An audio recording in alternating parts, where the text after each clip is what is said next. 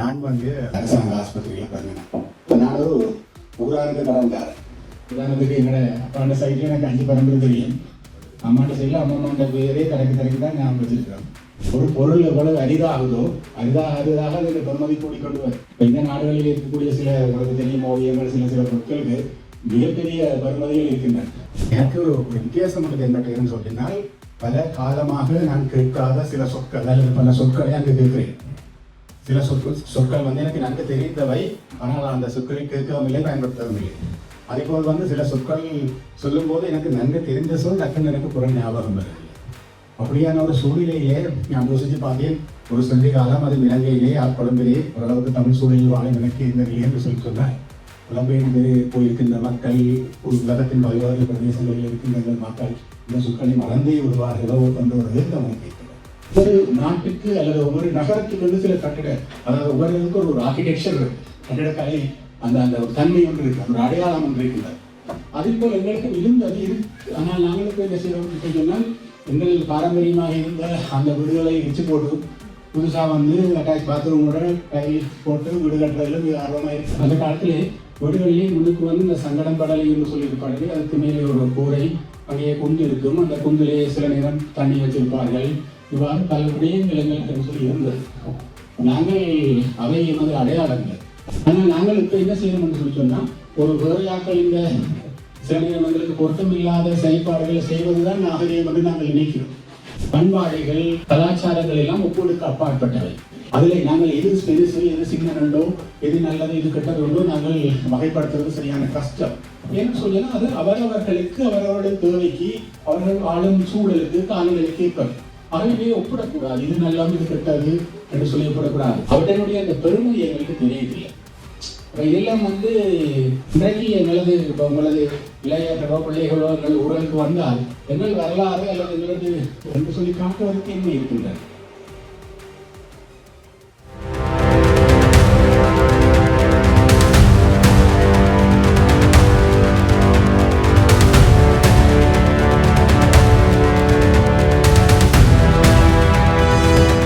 எங்களை நூலாசிரியர் அவர்களை வரவேற்கின்றேன். வாருங்கள்.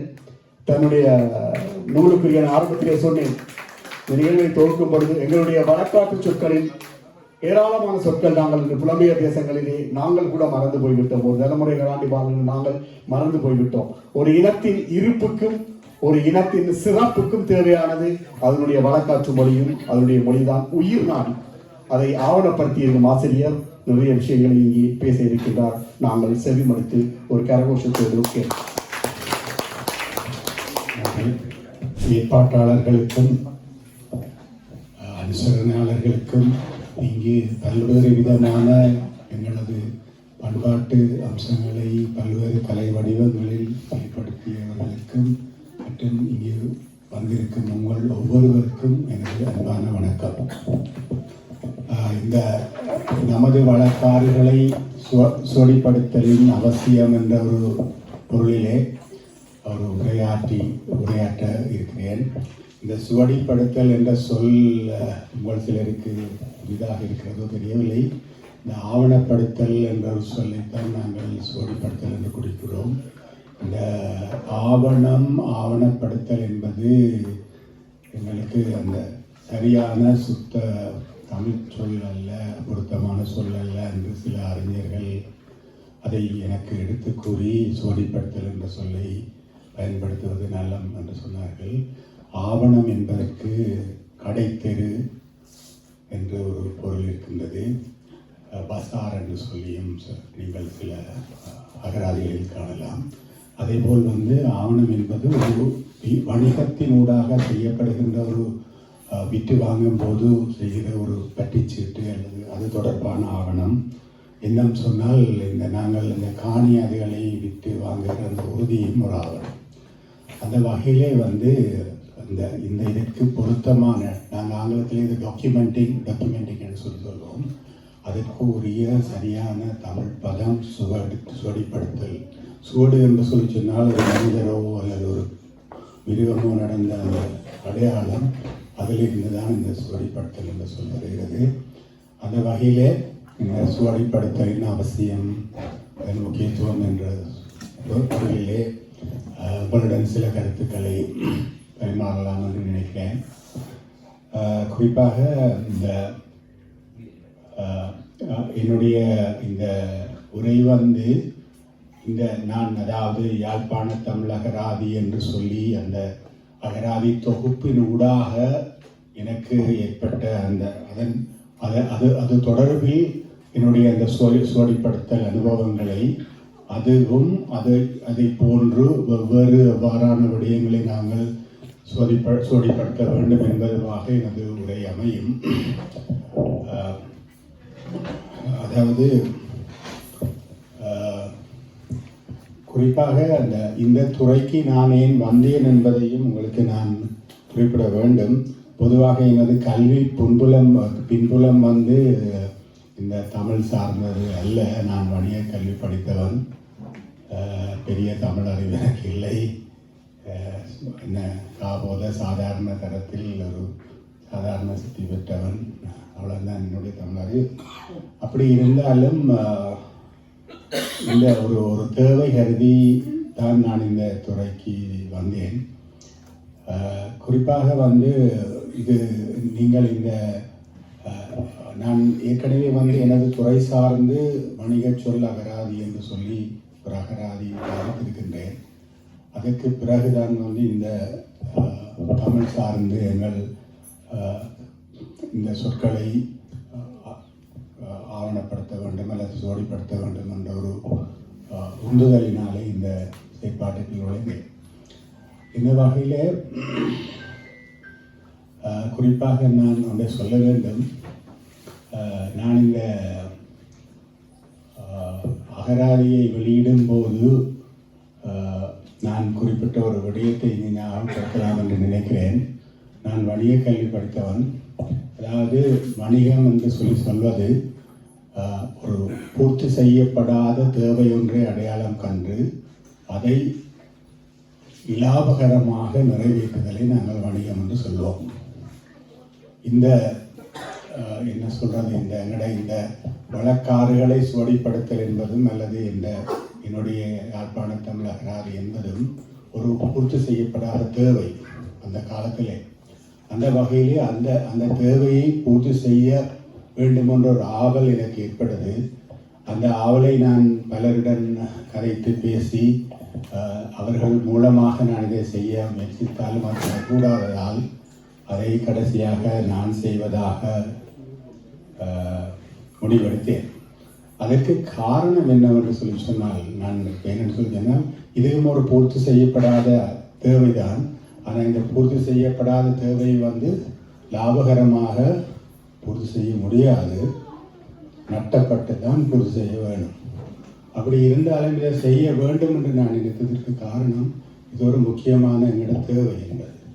அது மட்டும் இல்லாமல் எங்களை போன்று படித்தவர்கள் வந்து இந்த சமூகத்திற்கு கடன்பட்டவர்கள். உதாரணத்துக்கு நான் வந்து என்னென்னு சொல்ல அரசாங்க ஆஸ்பத்திரியில் பிறந்தேன். ஊராட்றையில் இருக்கிற அரசாங்க ஆஸ்பத்திரியில் பிறந்தேன். எங்கள் அண்ணா அக்காவும் உணர்வு ஆஸ்பத்திரியில் பிறந்தவர். எனக்கு அது சரியான ஒரு மனக்குறை. அப்போ சில நேரம் சண்டையும் பிடிச்சிருக்கேன். என்ன அக்காவும் அண்ணாவும் உணவில் பிறந்தது, நான் என்ன மட்டும் தர்ம ஆஸ்பத்திரியில் வைத்து போட்டீங்கன்னு சொல்லி. அப்போ இந்த மனக்குறை எனக்கு அது ஒரு சின்ன ஒரு அவமானம் மாதிரி, சிறுவனாக இருக்கிற காலத்தில் எனக்கு ஒரு சின்ன அவமானம் மாதிரியான உணர்வு.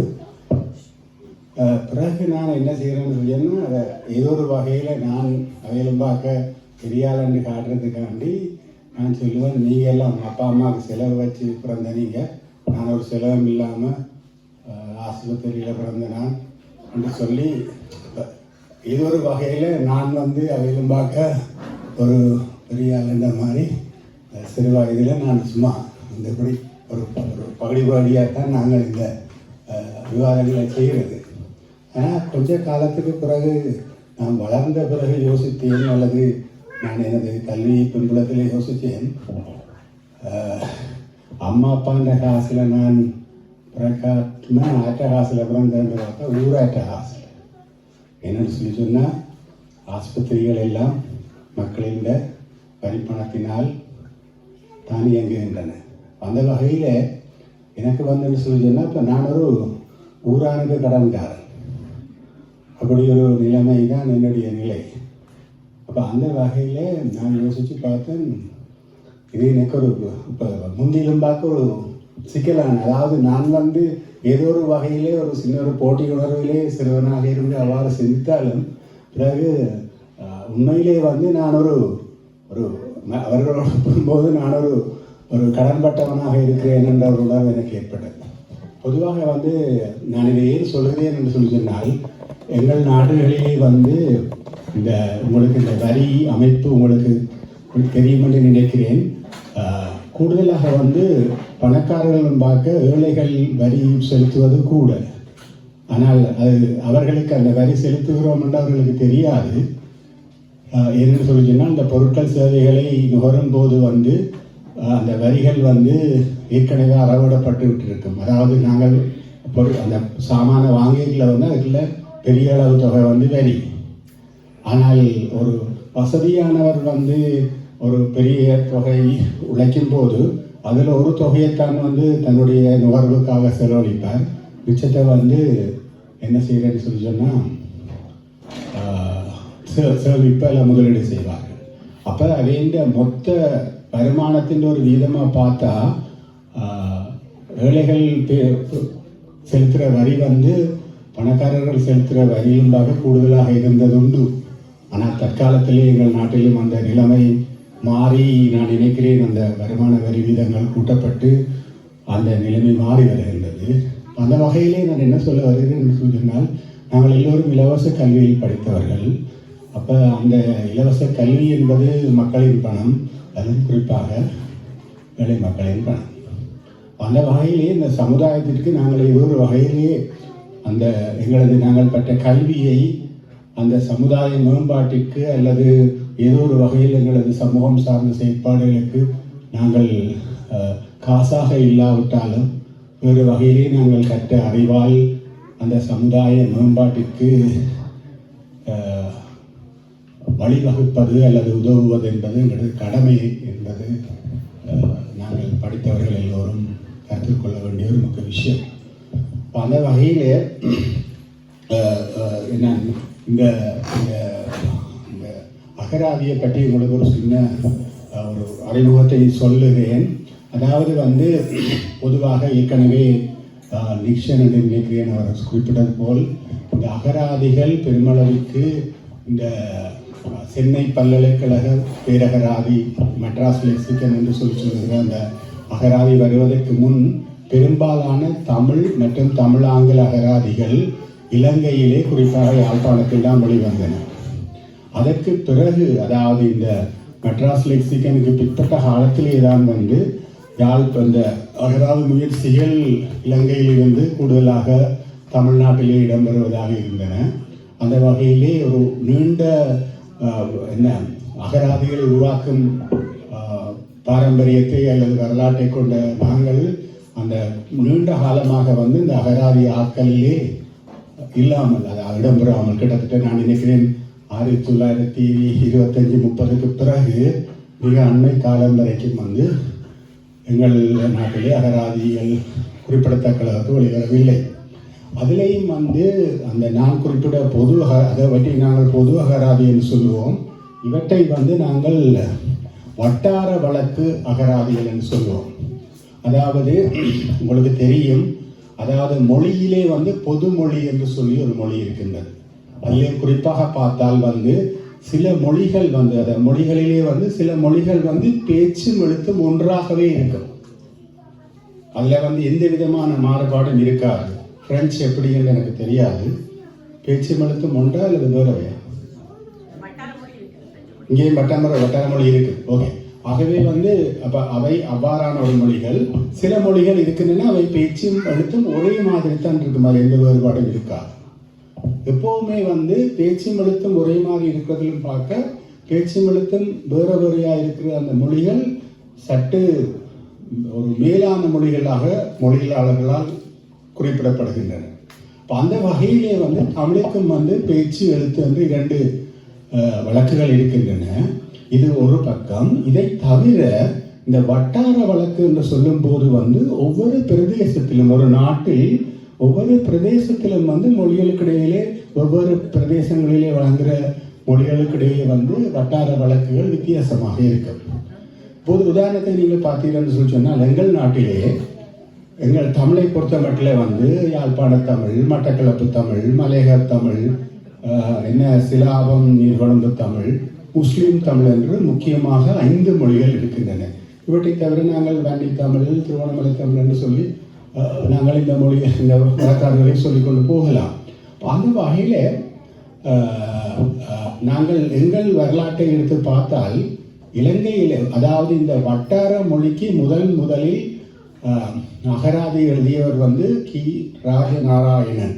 நான் நினைக்கிறேன் 1988 அந்த 80களில் தான் அந்த அகராதி வந்தது. கரிசல் வட்டார வழக்கு சொல் அகராதி என்று சொல்லி அந்த அகராதி வந்து சில வருடங்களிலே மட்டக்களப்பை சேர்ந்த ஈழத்து பூரணனார் செல்வராஜ கோபால் என்பவர் மட்டக்களப்பு சொற்களினதும் சொற்றொடர்களினதும் பழமொழிகளின் அகராதி என்று சொல்கிற அகராதியை வெளியிட்டிருந்தார்.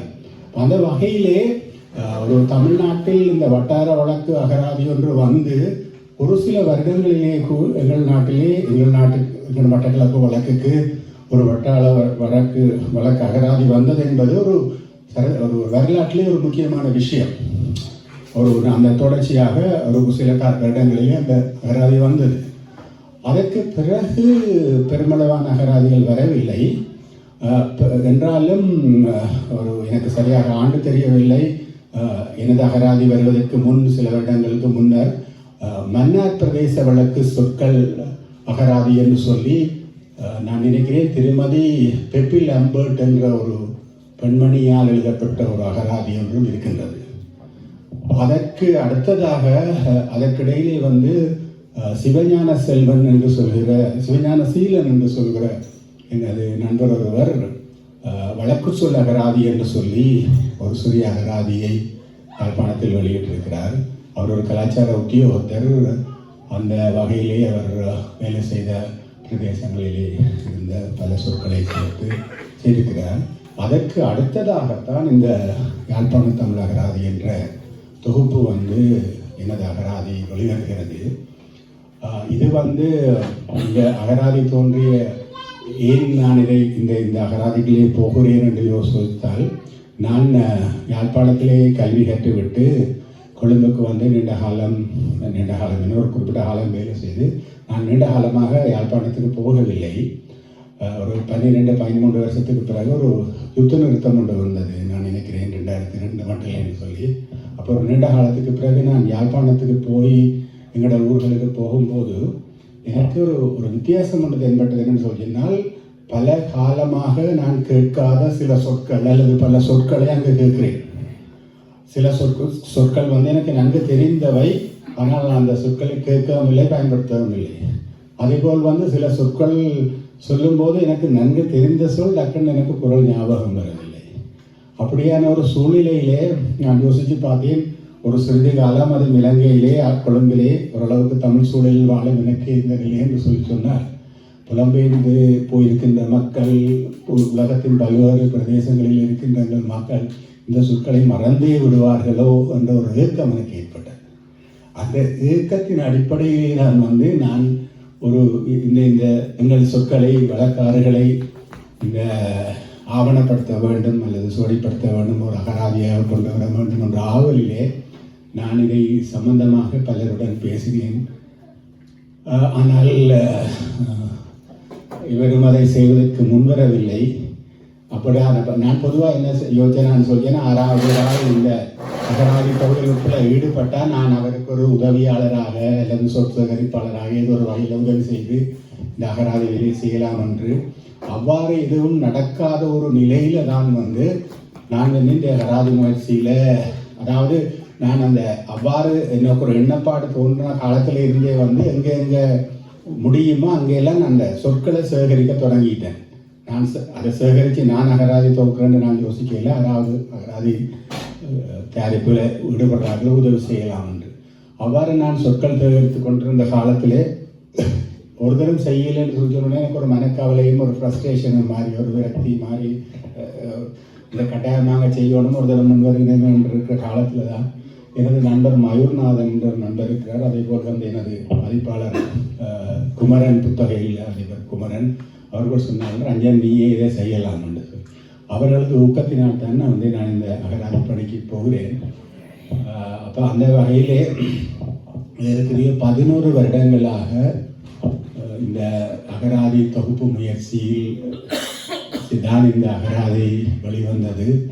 இதிலே 6500 சொற்கள் கிட்ட இருக்கின்றன. இது ஒரு தமிழ் அகராதி. உங்களுக்கு தெரியும், பொதுவாக அகராதி என்னும் போது நாங்கள் எப்பயுமே வந்து ஒரு ஆங்கிலம் தமிழ் அதாவது ஒரு 2 மொழி அகராதிகளை பற்றித்தான் நாங்கள் கூடுதலாக பயன்படுத்தி இருப்போம். ஆனால் வந்து இது ஒரு தமிழ் அகராதி. ஏன்னு சொல்லி சொன்னால் நாங்கள் தமிழ் சொல்லுக்கு தமிழிலே தான் விளக்கம் கொடுத்திருக்கின்றோம்.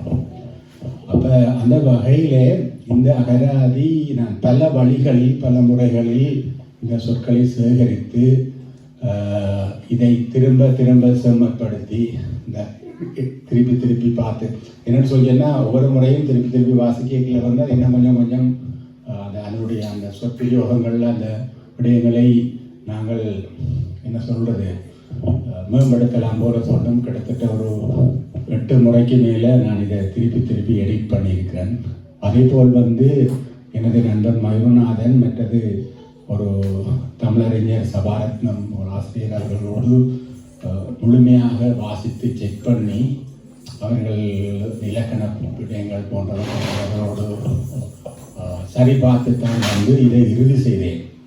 அந்த வகையிலே இந்த அகராதி நான் நினைக்கிறேன், நான் ஏற்கனவே குறிப்பிட்ட அந்த மட்டக்களப்பு சொற்கள் தொடர்பிலும் மன்னர் சொற்கள் தொடர்பும் அந்த அகராதிகள் இருந்தாலும் இந்த அளவு பெரிய தொகை இதிலே கிட்டத்தட்ட 6500 சொற்கள் இருக்கின்றன. அந்த வகையிலே என்னுடைய அகராதி யாழ்ப்பாண தமிழுக்கு வந்த ஒரு முக்கியமான அகராதியாக கருதலாம் என்று நினைக்கிறேன். அதற்காக வந்து இந்த அகராதி தயாரிப்போடு வந்து யாழ்ப்பாண பேச்சு வழக்கு சொற்கள் எல்லாம் சுவடிப்படுத்தப்பட்டு விட்டன என்று சொல்ல முடியாது. நான் நினைக்கிறேன் இதை போல் எத்தனையோ மடங்கு சொற்கள் எங்கள் பிரதேசங்களிலே வழக்கிலே உள்ளன. பல சொற்களை நான் பல்வேறு முறைகளிலே நான் இந்த சொற்சேகரிப்பை செய்தேன். உதாரணத்துக்கு பல நாவல்களை வாசிப்பது, ஆக்களோட சில தொழில் சார்ந்த ஆக்களோட போய் கதைச்சு அவைக்கு இருந்து சொற்களை பெறுவது, அவ்வாறு பல சொற்களை நான் தேடி ஒவ்வொரு முறைகளிலே தான் நான் இந்த சொற்களை பெற்று நான் இந்த அகராதி தயாரித்தேன். அதிலும் குறிப்பாக வந்து இந்த பல பேச்சு வழக்கில் எழுதப்பட்ட நாவல்களை வாசித்து எழுதும்போது அந்த கன சொற்களை சேகரித்தாலும் அவற்றில் கணிசமான சொற்களுக்கு எனக்கு பொருளை கண்டுபிடிக்க முடியவில்லை. குறிப்பாக வந்து டேனியல் அவர்களது நாவலில் வந்து பல சொற்கள் அவற்றிற்கு தெரிந்தவற்றிற்கு அல்லது நான் பொருளை அறிந்து கொண்டவற்றை நான் சேர்த்திருக்கிறேன். எனக்கு அந்த பொருளை அறியாத சொற்கள் பல இன்றும் இருக்கின்றன. என்னென்னு சொல்லி சொன்னால் அந்த டேனியல் அவர்கள் உங்களுக்கு தெரியும், அந்த ஒரு தொழிலே அந்த ஒரு சில தொழில் சார்ந்த சொற்கள் கூட வந்து பிரதேசத்துக்கு பிரதேசம் வேறுபடும். அவற்றை சரியாக கண்டுகொள்வது என்பதுக்கு நாங்கள் நிறைய ஆய்வு செய்ய வேண்டும். நான் முழுநேர தொழில் செய்பவன். இப்போ எனக்கு இருக்கக்கூடிய அந்த சிறிய ஓய்வு நேரங்களில் கிடைக்கிற நேரங்களில் தான் நான் இந்த பணியை செய்ய வேண்டிய நிலையில் இருந்ததால் உண்மையிலே வந்து இவ்வாறான வேலைகள் வந்து கள ஆய்வு செய்து பலரை போய் சந்தித்து வெவ்வேறு முறைகளிலே ஒரு பெரிய ஒரு அர்ப்பணிப்புடன் செய்ய வேண்டிய வேலை. அந்த வகையிலே இது ஒரு பூரணமான பூர்த்தி செய்யப்பட்ட எங்களது யாழ்ப்பாண தமிழின் வட்டார வழக்குகள் முழுவதையும் உள்ளடக்கிய அகராதி என்று சொல்வதற்கு இல்லை. அந்த வகையிலே இந்த அகராதியை தயாரித்து முடித்தவுடன் நான் தொடர்ச்சியாக வந்து இதனுடைய 2ஆம் பதிப்பு செயற்பாடுகளில் ஈடுபட்டு வருகிறேன். கிட்டத்தட்ட 6 வருடங்கள் நினைக்கிறேன். 6 வருடங்களால் தொடர்ச்சியாக செய்து கொண்டு வரேன். இதில் 6500 சொற்கள் இருக்குது. இப்போ நான் ஒரு 10,000 சொல் வரைக்கும் போயிட்டேன். அடுத்து இதில் இல்லாத சில அம்சங்கள், இலக்கண குறிப்புகள், ஆங்கிலத்திலே பொருள் எழுதுதல் போன்ற பல மேலதிக விடயங்களையும் வந்து நான் என்னுடைய திருத்திய 2ஆம் பதிப்பில் செய்து வருகிறேன். அது எப்போது பூரணமாகும் என்று சொல்ல முடியாது. அப்போ அந்த வகையில் இந்த சுவடிப்படுத்தல் இன்றைக்கு நான் பேச வந்த விடயம் வந்து நமது வழக்காறுகளை சுவடிப்படுத்தலின் அவசியம் என்று. எங்களுடைய இந்த சொற்களை சுவடிப்படுத்தல் என்பது இந்த வழக்காறுகளில் ஒன்று. இதேபோல் பல்வேறுபட்ட விடயங்களை நாங்கள் சுவடிப்படுத்த வேண்டும். அது வந்து எங்களது பல விஷயங்கள், எங்களது பண்பாடு சார்ந்த அல்லது எவ்வளவோ விடயங்களை நாங்கள் சுவடிப்படுத்த வேண்டும். குறிப்பாக நீங்கள் பார்த்தீர்கள்னு சொல்லி சொன்னால் பல வழிகளிலே வந்து எங்களது வாழ்க்கை முறை மாறி வருகின்றது. வாழ்க்கை முறை மாறி வரும்போது வந்து நாங்கள் பல சொற்கள், பல பண்பாடுகள், பல விடயங்களை நாங்கள் விட்டு புது புது விடயங்களுக்கு மாறிக்கொண்டு வருகின்றோம். உதாரணத்துக்கு நீங்கள் பார்த்தீங்கன்னா ஒரு இலகுவான உதாரணம் நான் பல இடங்களிலே சொல்லியிருக்கிறேன். இந்த நெல் அறுவடை இயந்திரம் வந்த பிறகு எங்களுக்கு இந்த நெல் அறுவடை சம்பந்தமாக அல்லது வந்து எங்களுடைய சம்பந்தமாக பல சொற்கள் பயன்பாட்டில் இருந்து வழக்கில் வந்து போய்விட்டன. தனியே சொற்கள் மட்டுமல்ல, பல சடங்குகள். உதாரணத்துக்கு உங்களுக்கு தெரியும், அதாவது நெல் அறுவடை சம்பந்தமாக அல்லது நெல் விதைக்கிற காலத்தில் இருந்து அறுவடை செய்கிற வரைக்கும் பலவிதமான சடங்குகள் எங்களுடைய இருந்திருக்கின்றன. அதே போல் நீங்கள் குறிப்பாக வந்து அந்த நெற்களத்திலே வந்து சாதாரண பொருட்களை கூட நெற்களத்திலே பாதிக்கும் போது அதுக்கு ஒரு வேற பேர் கொண்டு பாதிப்போம். உதாரணத்துக்கு நாங்கள் சுலகம்னு சொல்ல மாட்டோம். அங்கே போனால் என்ன குல்லம்னு சொல்லுவாங்க, குல்லம்னு சொல்லுவோம். அதே போல வந்து மாடு சாணி போட்டால் கூட சாணின்னு சொல்ல மாட்டோம், மாடு பொலி போடுதுன்னு சொல்லுவோம். மாட்டை தண்ணிக்கு உடைக்கல வந்து மாடு தண்ணி குடிக்கிற விடுறன்னு சொல்ல மாட்டோம், மாட்டை வெள்ளத்துக்கு விடுறன்னு சொல்லுவோம்.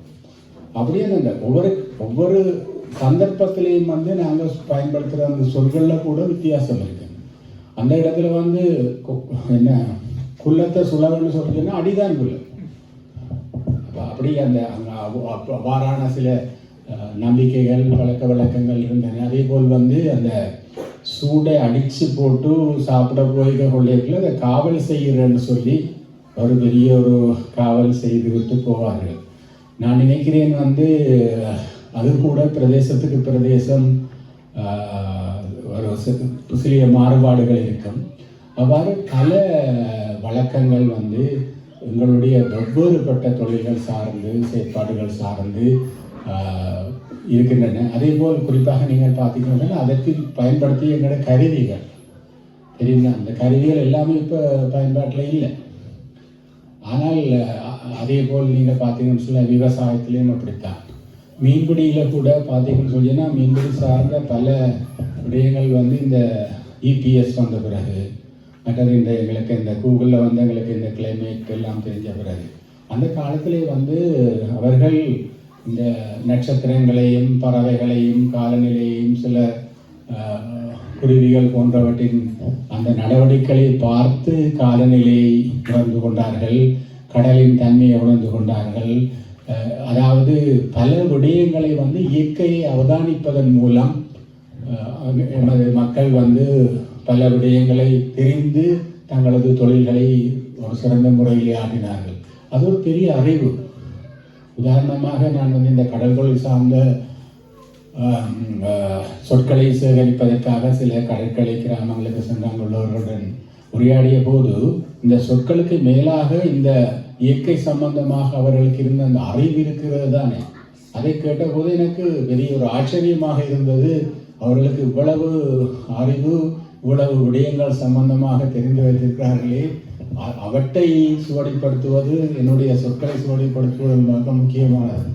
இவ்வாறு பல விடயங்கள் வந்து எங்கள் சமூகத்திலே அந்த காலத்திலே மக்கள் இயற்கையையும் எல்லா விடயத்தையும் வந்து நன்கு தெரிந்து புரிந்து வாழ்ந்திருக்கிறார்கள். எப்போதும் வந்து எங்கள் வாழ்க்கை பெருமளவுக்கு இயற்கையை அனுசரிப்பதாக, இயற்கையுடன் சேர்ந்து இயற்கையை புரிந்து வாழ்கிற ஒரு வாழ்க்கை முறையில் நாங்கள் வாழ்ந்தோம்.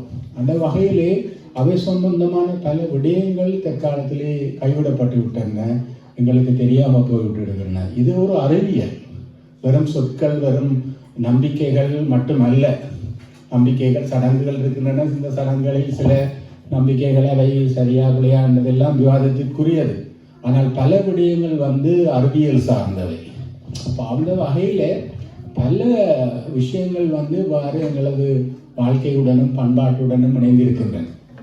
அந்த வகையிலே தான் நாங்கள் பார்த்தால் தனியே இந்த சொற்கள் என்று அல்ல, பல்தரப்பட்ட விடயங்களை நாங்கள் ஆவணப்படுத்த வேண்டிய அல்லது இந்த சோடைப்படுத்த வேண்டிய கடமை ஒன்று எங்களுக்கு இருக்கின்றது. பொதுவாக இந்த மேற்குலக நாடுகளில் வாழ்கின்றவங்களுக்கு தெரியும், இவர்கள் ஒவ்வொரு இடத்துலையும் முக்கியமாக உங்களுக்கு தெரியும், இந்த நாட்டிலே நான் நினைக்கிறேன் சில கட்டிடங்களை கட்டும்போது அதனுடைய அந்த வடிவம் எவ்வாறு இருக்க வேண்டும் என்பதை நான் நினைக்கிறேன் இங்கே நகர சபையினர் தான் தீர்மானிப்பார்கள். நாங்கள் நினைச்ச மாதிரி கட்டினாலும் உழுக்கு கட்டினாலும் வெளியில் ஒரு பழைய கட்டிடமும் நேற்று கட்டின கட்டிடமும் கிட்டத்தட்ட ஒரே மாதிரி தான் இருக்கும். அப்படி ஒவ்வொரு நாட்டுக்கு அல்லது ஒவ்வொரு நகரத்துக்கு சில அதாவது ஒவ்வொரு இதுக்கு ஒரு ஆர்கிடெக்சர் இருக்கு, கட்டிடக்கலை அந்த அந்த ஒரு தன்மை ஒன்று இருக்கிறது, ஒரு அடையாளம் ஒன்று இருக்கின்றது. அதே போல் எங்களுக்கும் இருந்தது இருக்கு. ஆனால் நாங்களுக்கு என்ன செய்கிறோம் சொன்னால், எங்கள் பாரம்பரியமாக இருந்த அந்த வீடுகளை இடித்து போட்டு புதுசாக அட்டாச் பாத்ரூமோட டைல் போட்டு வீடு கட்டுறதுல மிக ஆர்வமாக இருக்கேன். ஆனால் கட்ட வேணாம்னு சொல்லவே இல்லை. ஆனால் எங்களது பாரம்பரியங்களை நாங்கள் கைவிட்டு விடக்கூடாது என்பது என்னுடைய எண்ணம். இது போன்று பல்தரப்பட்ட விடயங்கள், அதாவது நாங்கள் எங்களுக்கு ஒரு வேலி பொருளாதாரம் என்று சொல்லி ஒரு பொருளாதாரம் எங்களுக்கு இருந்தது. வேலியிலே எத்தனையோ மரங்கள் இருக்கும், எத்தனையோ பயங்கர மரங்கள் இருக்கும். இப்போ வேலிகளை காண முடியவில்லை. குறிப்பாக பல முன்னரங்கள் வேலிகளில் இருந்த முசுட்டை அல்லது வாதநாராணி மரத்தை காண்பது சரியான ஒரு முந்தைய கண்டிடமெல்லாம் இருக்கும். இதேபோல் பல விடயங்களை நாங்கள் அழிய விட்டு விட்டோம் அல்லது நாமளே அழித்து விட்டோம். அப்போ இது போன்று எவ்வளவோ விடயங்கள். இப்போ ஒரு பழைய கட்டிடம் இருந்ததுன்னு சொல்லி சொன்னால, பழைய வீடு இருந்ததுன்னு சொல்லி சொன்னால் நாங்கள் அதை இடித்து போட்டு புதுசாக வீடு கட்டுறோம். நான் என்ன சொல்கிறேன்னு சொன்னால், அந்த பழைய வீட்டை எங்களால் ஒரு புனரமைச்சு அந்த பழைய அதே மாதிரி எங்களால் அதை நாங்கள் சீரமைச்சோம் என்று சொல்லி சொன்னால், புதிய வீடு கட்டுறதுன்னு பார்க்க எங்களோட ஒரு கலாச்சார அடையாளத்தோடு அது என்னென்னு சொல்லி சொன்னால், நான் குறிப்பிட்ட விஷயம், ஒரு மனிதனுடைய உணவு, உடை, உரையில் இந்த மூன்றுமே காலநிலை சார்ந்தது. எப்பயுமே பொறுப்பாக காலநிலை சார்ந்து தான் நாங்கள் இந்த மூன்றையும் செய்கிறோம். நாங்கள் போடுற உடுப்பும் அப்படித்தான், சாப்பாடும் அப்படித்தான், எங்களோட வீடுகள் அல்லது கட்டிடங்கள் எல்லாம் காலநிலை சார்ந்து தான். இவர்களுக்கு குளிர்ன்றதை காண்டி அந்த குளிரில் எப்படி தாக்கு பிடிக்கலாம் என்பதை கொண்டுதான் வீடு அமைப்பாங்க. எங்களுக்கு காத்து பிடிக்க வெளிச்சம் பெற வேண்டும் என்று சொல்லி நாங்கள் ஒவ்வொரு எங்களுக்கு ஒரு தனிப்பட்ட ஒரு ஆர்கிடெக்சர் இருக்குது. அதிலே நீங்கள் பார்த்தீர்கள்னு சொல்லினால், அந்த காலத்திலே வீடுகளிலே முன்னுக்கு இந்த சங்கடம் படலை என்று சொல்லி இருப்பாடலே, அதுக்கு மேலே ஒரு கூரை, அங்கேயே குந்து இருக்கும், அந்த குந்திலே சில நேரம் தண்ணி வச்சிருப்பார்கள். இவ்வாறு பல விடயங்கள் எங்களுக்கு என்று சொல்லி இருந்தது. நாங்கள் அவை எமது அடையாளங்கள். அதே மாதிரி நீங்கள் ஊரிலே ரோட்டுக்கரையிலே சுமைதாங்கிகள் இருக்கும், என்ன சொல்லி நீர்நிலைகளுக்கு பக்கத்திலே ஆவரஞ்சி கல் இருக்கும். இந்த ஆவரஞ்சி கல் என்பது எங்களது உண்மையாக நாங்கள் எவ்வளவு தூரம் எங்கள் எங்கள் கால்நடைகளினுடைய ஒரு சிறிய பிரச்சனையை தீர்ப்பதற்கு, அதாவது அந்த மாடுகளுக்கு ஒரு உண்ணி என்று சொல்லி ஒரு பூச்சி அந்த மாடுகளின் உடலில் கடிக்கும். அவற்றை வாளால் அல்லது வாயால் நாக்கால் அதுகள் அதை கலைக்கிறதுக்கு பார்க்கும் சரி வராது சொல்லினா அந்த உடம்பை கொண்டு போய் தீர்க்கும். அப்போ அந்த காலத்தில் இந்த மாடுகள் நீர் அருந்துகிற நீர்நிலைகளுக்கு பக்கத்திலே இந்த என்ன சொல்கிறது, இந்த ஆவரஞ்சி கல் என்பதை அந்த காலத்திலே மக்கள் அதை உருவாக்கி வைத்திருக்கிறார்கள். அப்போ ஒரு மாட்டினுடைய ஒரு சிறிய தேவையை பூர்த்தி செய்வதற்கு கூட நாங்கள் எங்கள்கிட்ட ஒரு முறைமை இருந்தது. இப்போ இந்த இடத்துல தான் நாங்கள் இந்த நாகரிகம் என்று கதைக்கிற நாங்கள் இந்த நாகரிகம் என்பதை சரியாக புரிந்து கொண்டோமா என்பது ஒரு கேள்வி. இந்த நாகரிகம் என்றால் என்ன? நாகரிகம் என்பது நாங்கள் சிவிலைசேஷன் என்று சொல்வோம், அதுதான் நாகரிகம். நாங்கள் இந்த ஃபேஷன் என்பதையும் மாடர்ன் என்பதையும் நாகரிகம் என்று சில நேரம் தவறாக விளங்கிக் கொள்கின்றோம். பொதுவாக வந்து எல்லா சமூகங்களுக்கும் நான் சொன்னது மாதிரி ஒரு கலாச்சாரம் பண்பாடு என்று சொல்லி ஒன்று இருக்கு. அது ஒரு தனித்துவமானது, யூனிக்கானது, அவர்கள் வாழும் சூழ்நிலைக்கு, அவர்கள் காலநிலை, பிரதேசம் போன்றவைக்கு ஒரு பொருத்தமானது. ஆனால் நாங்கள் இப்போ என்ன செய்யணும் என்று சொல்லி சொன்னால், ஒரு வேறு ஆக்கள் இந்த சில நேரம் எங்களுக்கு பொருத்தம் இல்லாத செயல்பாடுகளை செய்வதுதான் நாகரிகம் என்று நாங்கள் நினைக்கிறோம். பொதுவாக வந்து இந்த பண்பாடுகள் கலாச்சாரங்கள் எல்லாம் ஒப்போடுக்கு அப்பாற்பட்டவை. அதில் நாங்கள் எது பெருசு எது சின்ன நண்டோ, எது நல்லது எது கெட்டதொண்டோ நாங்கள் வகைப்படுத்துறது சரியான கஷ்டம். ஏன்னு சொல்லினா அது அவரவர்களுக்கு அவரவர்களது தேவைக்கு அவர்கள் வாழும் சூழலுக்கு காலநிலைக்கு ஏற்பவை. ஆகவே ஒப்பிடக்கூடாது, இது நல்லம் இது கெட்டது என்று சொல்லி ஒப்பிடக்கூடாது. அதற்காக சில தவறான மூட நம்பிக்கைகள் போன்றவை எல்லாம், அல்லது ஒரு காலத்தில் தேவையான சில விஷயங்கள் தற்காலத்திலே வந்து அவை தேவையற்று போயிருக்கலாம். அவற்றை புரிந்து கொண்டு நாங்கள் சிலவற்றை நாங்கள் கைவிட வேண்டிய சில நம்பிக்கைகள், சில பழக்க வழக்கங்களை நாங்கள் மாற்ற வேண்டும் என்பது உண்மைதான். என்றாலும் கூட எங்களது இந்த வழக்காறுகள் என்று சொல்லக்கூடியவை பெருமளவுக்கு வந்து எங்களது சமூகத்தின் தன்மைக்கும் நாங்கள் வாழும் இடத்திற்கும் காலநிலைகள் போன்று பல்தரப்பட்ட அம்சங்களை எனக்கு உட்பட்டு அல்லது அவற்றிற்கு ஏற்பதான் அவை இதுக்கு இருந்திருக்கின்றன. அந்த வகையிலே நாங்கள் விரும்பியோ விரும்பாமலோ அவை எங்களிடம் இருந்து போகின்றனவா அல்லது நாங்கள் அவற்றை கைவிடுகின்றனவா என்ற ஒரு சூழ்நிலையிலே குறைந்தபட்சம் எங்களிடம் இப்படியான விடயங்கள் எல்லாம் இருந்தன என்பதை நாங்கள் சுவடிப்படுத்த வேண்டும். அதை தனியே வந்து என்னை போல் புத்தகங்களில் எழுதி வைப்பது மாத்திரமின்றி பல விஷயங்களை நாங்கள் காட்சி பொருட்களாக, குறிப்பாக நாங்கள் செய்கிற பெரிய தவறு என்னன்னு சொல்லி சொன்னால், இப்போ இந்த பழைய சாமான்களை வந்து நாங்கள் கைவிட்டுறோம். குறிப்பாக வந்து இந்த பழைய பொருட்களை வாங்குறதுக்குன்னு சொல்லி ஊரில் பல வியாபாரிகள் வந்து வாங்குகிறார்கள். எங்களுக்கு தெரியாமல் மிகவும் முக்கியமான அரிய, சில நேரத்திலே பல மிக பணப்பெறுமதி கொண்ட பொருட்களை கொடுத்து விட்டு ஒரு பிளாஸ்டிக் சாமானோ கொஞ்சம் காசை வாங்குறோம். அதை அவர்கள் கொண்டு போய் வேற இந்த என்னன்னு சொல்லி சொன்னால் அந்த இது ஆன்டிக்னு சொல்லக்கூடிய அந்த பிரதான பொருட்களை விற்கிற வியாபாரிகளுக்கு விற்கிறார்கள், அல்லது வேறு இவற்றை சேகரிப்பவர்களுக்கு கொடுக்கிறார்கள். அவற்றினுடைய அந்த பெருமதி எங்களுக்கு தெரியுதில்லை. அப்போ இதெல்லாம் வந்து எங்களது வரலாறு பாரம்பரியம் அவற்றினுடைய அந்த விடயங்கள். அப்போ இவற்றை நாங்கள் ஏதோ ஒரு வகையிலே பேணி பாதுகாத்து காட்சி பொருளாக்கி, இன்றைக்கு இப்போ உங்களது இளைஞர்களோ பிள்ளைகளோ எங்கள் ஊர்களுக்கு வந்தால் எங்கள் வரலாறு அல்லது எங்களது என்று சொல்லி காட்டுவதற்கு என்ன இருக்கின்றன. அப்போ அதற்கு இப்போ உரிய அந்த என்னென்னு சொல்கிறோம் ஆர்டிஃபெக்ட்ஸ்ன்னு சொல்லுவோம். அந்த ஆர்டிஃபெக்ட்ஸை வந்து நாங்கள் தேடி பாதுகாத்து வெவ்வேறு முறைகளில் நாங்கள் அவற்றை சோடிப்படுத்த வேண்டும். அதுக்கு குறிப்பாக வந்து இப்போ உங்களுக்கு இந்த நாடுகளிலே இவ்வளவோ இந்த மியூசியம் இருக்கிற போல எங்கட நாடுகளில் இந்த அவ்வாறானவை தொல்பொருட்காட்சி சாலைகள் என்பன குறைவு. அவற்றை நாங்கள் ஏற்படுத்தலாம். இது சம்பந்தமாக நான் எங்கள் ஊர்களிலே கதைத்த போது எங்கள் பிரதேச நூலகங்கள் வந்து தனியே நூல்களை சேகரிப்பது மட்டுமல்லாமல் இவ்வாறான விடயங்களை, அதாவது பொருட்களை கூட அல்லது எங்களது பழைய தனிய நூல்கள் மட்டுமில்லை. உதாரணத்துக்கு அந்த காலத்தில் ஒரு கல்யாண வீட்டுக்கு கிடைச்ச அழைப்புகள் இருந்தால் கூட நாங்கள் ஒரு ஆவணமாக பாதுகாக்கலாம். அன்றைக்கண்டியை பார்த்தேன், எத்தனையோம் ஆண்டு மனோரா தியேட்டரில் அந்த பட டிக்கெட் கூட ஒரு ஆள் போட்டிருக்கேன். அதை போன்று ஒரு பழைய விடயங்கள் எல்லாமே ஆவணங்கள் தான். அப்போ அவற்றை ஆவணப்படுத்துவதற்கு நாங்கள் எங்கள் பிரதேச நூலகங்களிலேயே வந்து பெரும்பாலான விடயங்களை ஆவணப்படுத்தலாம். இல்லாட்டிக்கு வந்து பிரதேசங்களில் நான் நினைக்கிறேன் சில மியூசியம் போன்றவற்றை உருவாக்கி ஆவணப்படுத்தலாம். இல்லாட்டி தனிப்பட்ட சிலர் வந்து இவ்வாறான ஆவணப்படுத்தலோ சுவடிப்படுத்தல்களை செய்கிறார்கள். அந்த வகையிலே வந்து நாங்கள் இவற்றிற்கு கட்டாயம் முன்னுரிமை கொடுக்க வேண்டும்.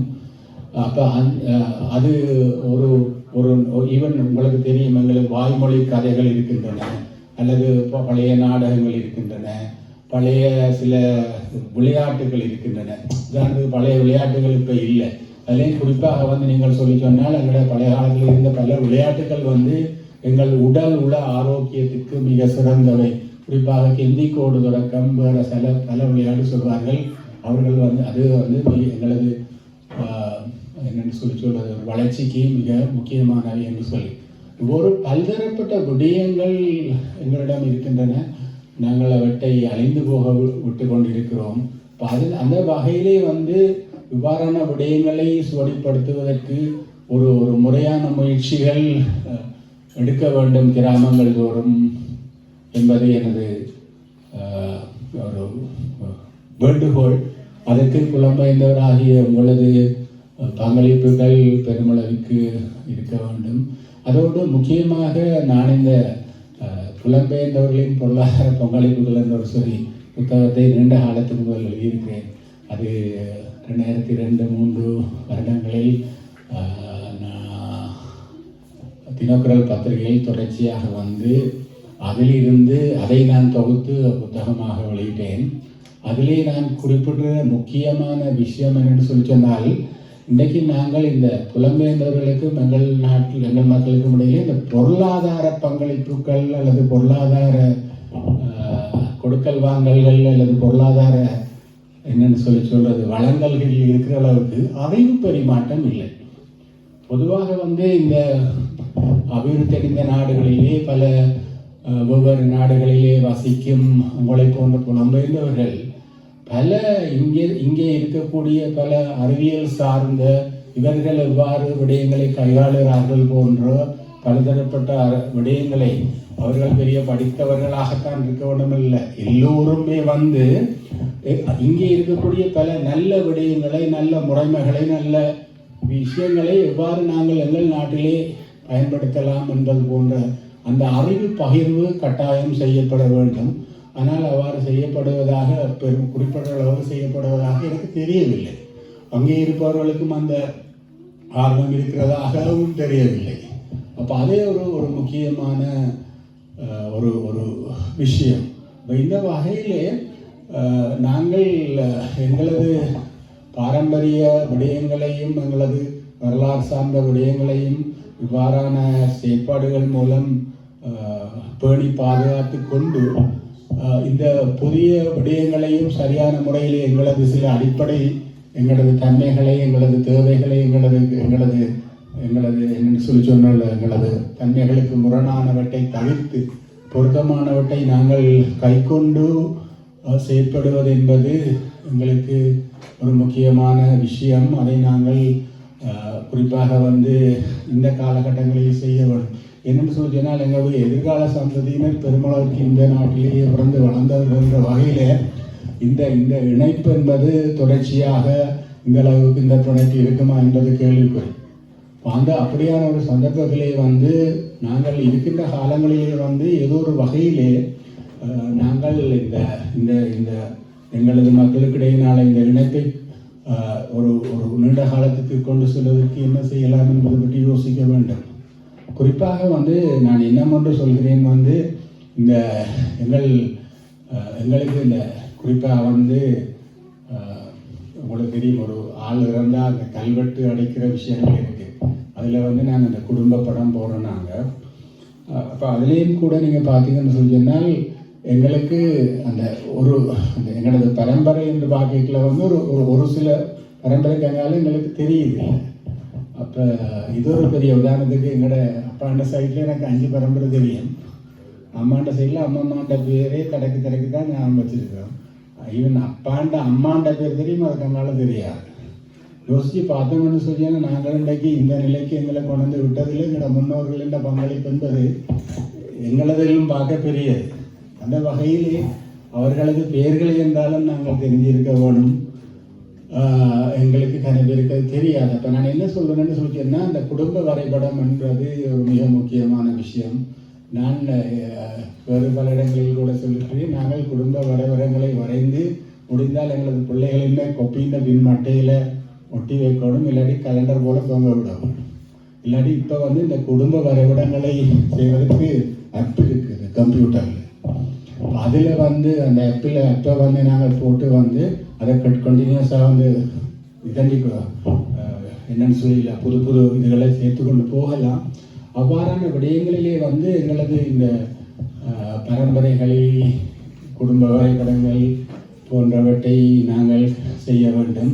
அதே போல் வந்து இப்போ உங்களுக்கு தெரியும் தானே, இப்போ நாங்கள் குடும்பங்களுக்கு பழைய மாணவர்களுக்கு என்று சொல்லி இது வச்சுருக்காங்க. என்னென்னு சொல்லி சொன்னால் வாட்ஸ்அப் குரூப், அந்த குரூப் இந்த குரூப் அதை வந்து எங்களுடைய இளைய தலைமுறைக்கும் செய்ய வேண்டும். என்னென்னு சொல்லினால் நாங்கள் அன்றைக்கு இவ்வளவோ பல அபிவிருத்தி நாடுகளிலே அந்த நாடுகளின் தலைநகரிலே உறவினர்களை கொண்டிருக்கிறோம். இப்போ அவர்களுக்கு இடையிலேயே இந்த தொடர்பை வந்து நாங்கள் இவ்வாறான முறைகளில் ஏற்படுத்தும் போது அந்த அறிவு பரிமாற்றம் என்பது ஒரு அந்த எங்கள் இளைய சமுதாயத்தினுடைய இருக்கும்போது அவர்களது அந்த என்னென்ன அடைவுகள் வந்து தற்போதிலும் பார்க்க சிறந்த அடைவுகளை பெறலாம்.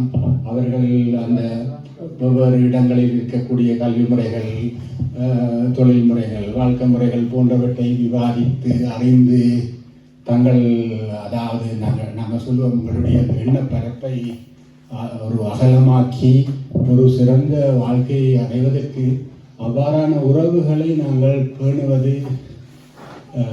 வழிவகுக்கும் என்று நான் கருதுகிறேன். என்னென்னு சொல்லினால் எங்களுக்கு இது ஒரு பெரிய வாய்ப்பு. வேற ஆட்களுக்கு இப்படி இல்லாமல் இருக்கும் மாதிரியா மிக நெருங்கிய உறவினர்கள் வெவ்வேறு நாடுகளில் அதுவும் தலைநகரங்களை அண்டி பெரிய நகரங்களில் இருக்கிறார்கள். இப்போ இவ்வாறான வாய்ப்புகளை பயன்படுத்திக்கூடாது. இது கூட ஒரு சுவடிப்படுத்தல் தான். அதாவது என்னென்னு சொல்லியிருந்தால் அந்த உறவுகளை நாங்கள் தெரிந்து கொள்வது, அதாவது எங்களோட பரம்பரையே எங்களுக்கு தெரியலைன்னு சொல்லி சொன்னால் அது ஒரு மிக முக்கியமான விஷயம் தானே. அப்போ அதே மாதிரித்தான் வந்து நாங்கள் எங்களுடைய வரலாறுன்னு சொல்லிக்க பொதுவாக மனிதருக்கு கூட தான் வரலாறு வருது. பேருந்து அது சார்ந்து நிறுவனங்கள், பள்ளிக்கூடங்கள் என்று சொல்லி நாங்கள் அவற்றை விரிவாக்கி கொண்டு போகலாம். இவ்வாறு பல விடயங்களை நாங்கள் இந்த சுவடிப்படுத்தலுக்குள்ளே கொண்டு வர வேண்டும். அதற்கு முடிந்தவர்கள் வந்து தங்களாலான முறையிலே வந்து இந்த சுவடிப்படுத்தல் பணிகளை செய்து கொண்டு போகலாம்.